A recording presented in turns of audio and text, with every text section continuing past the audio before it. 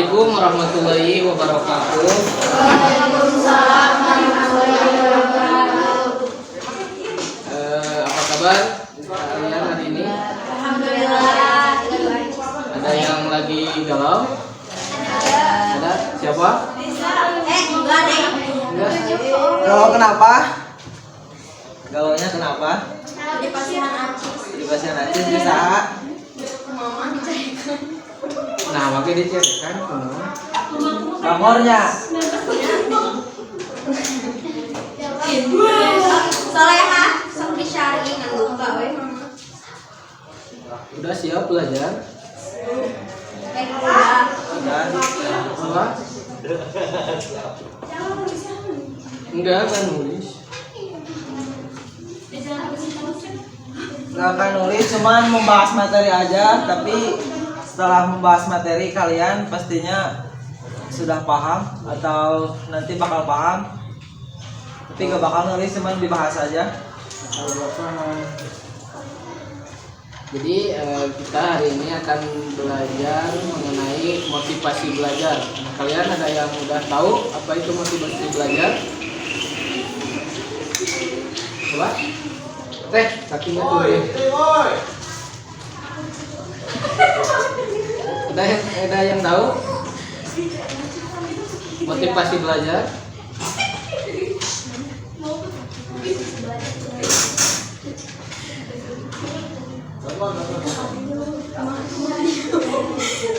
Mati ya.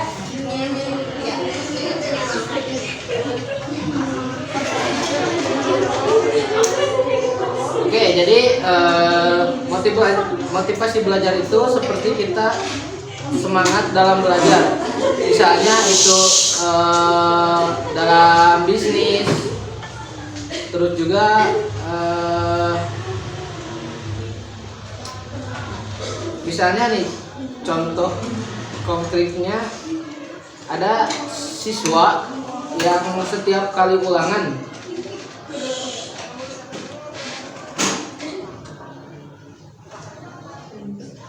setiap dia ulangan itu nilainya tuh dia rendah, tapi dia tidak pernah putus asa ketika nilai ujiannya itu rendah. Dia malah semakin rajin belajarnya gitu setiap hari, meskipun nilainya dia rendah, dia gak pernah ngeluh gitu kan, gak pernah ngeluh, gak pernah frustasi atau kecewa gitu dengan nilai ujiannya.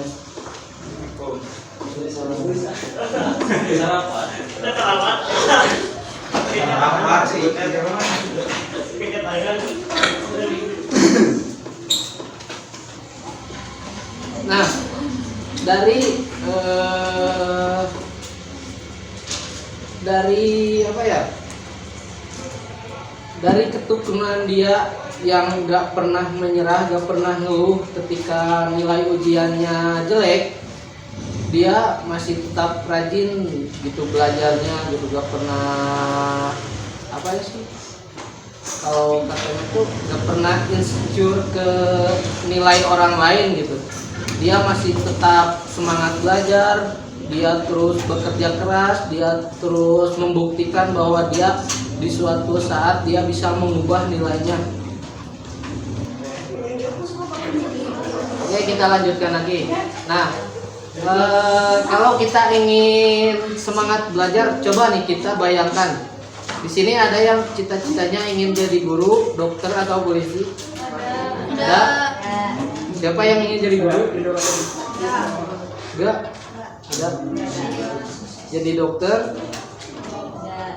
Banyak? Jadi polisi?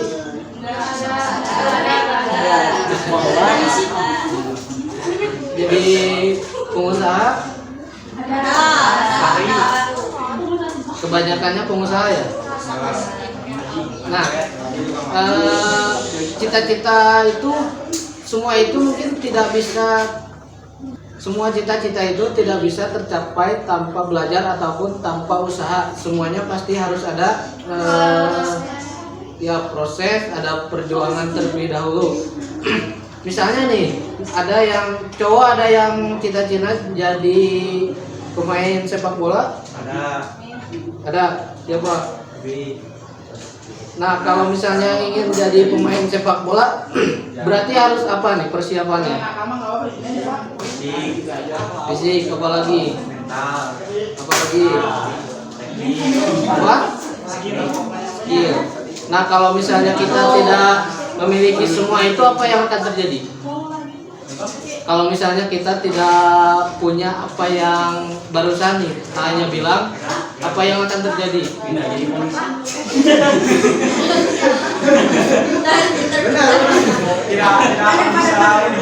akan bisa terjadi. Ya bisa juga sih, cuman kan kalau misalnya dari awal kita udah planning nih kita mau jadi pemain sepak bola kan pasti tujuannya fokusnya kan ke sepak bola, belum pindah ke polisi.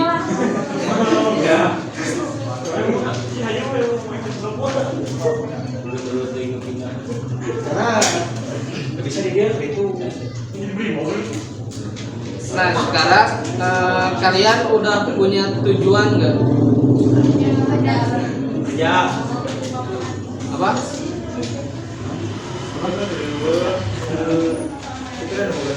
Udah punya tujuan dalam hal akademik misalnya? Apa?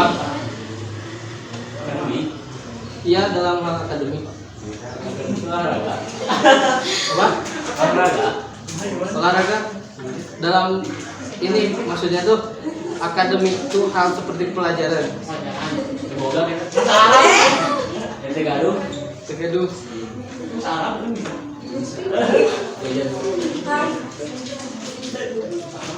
Jadi belajar tanpa tujuan itu seperti berjalan tanpa arah. Bisa jadi capek, tapi tidak sampai kemana-mana.